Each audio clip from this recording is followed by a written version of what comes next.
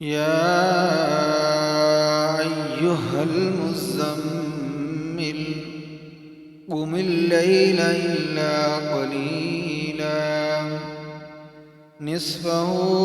أو انقص منه قليلا أو زد عليه ورتل القرآن ترتيلا إنا سنلقي عليك قولا ثقيلا إن ناشئة الليل هي أشد وطئا وأقوم قيلا إن لك في النهار سبحا طويلا واذكر اسم ربك وتبتل إليه تبتيلا رب المشرق والمغرب لا إله إلا هو فاتخذه وكيلا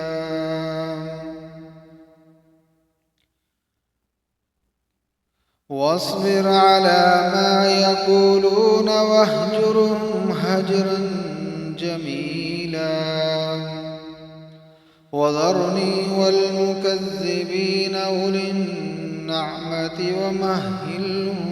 قليلا وذرني والمكذبين أولي النعمة ومهلهم قليلا إن لدينا أنكالا وجحيما وطعاما ذا غصة وعذابا أليما يوم ترجف الأرض والجبال وكانت الجبال كثيبا مهيلا إنا أرسلنا إليكم رسولا شاهدا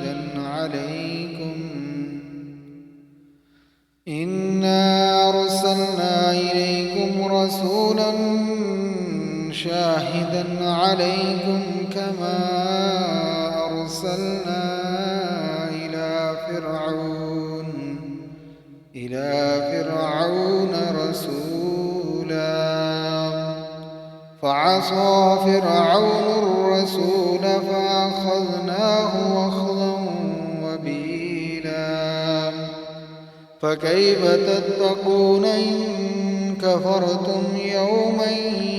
يجعل الولدان شيبا السماء منفطر به كان وعده مفعولا إن هذه تذكرة فمن شاء اتخذ إلى ربه سبيلا إن ربك يعلم أنك تقوم أدنى من ثلثي الليل ونصفه وثلثه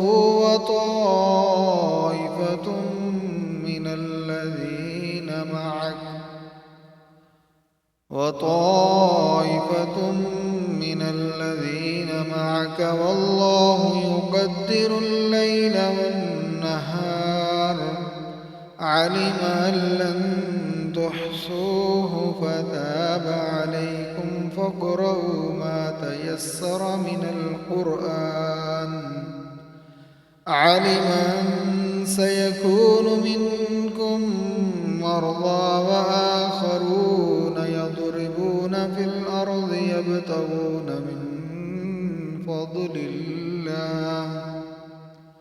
من فضل الله وآخرون يقاتلون في سبيل الله فاقرؤوا ما تيسر منه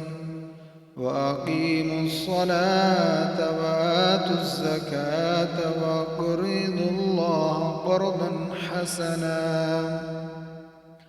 وما تقدموا لأنفسكم من خير تجدوه عند الله هو خيرا وأعظم أجرا واستغفروا الله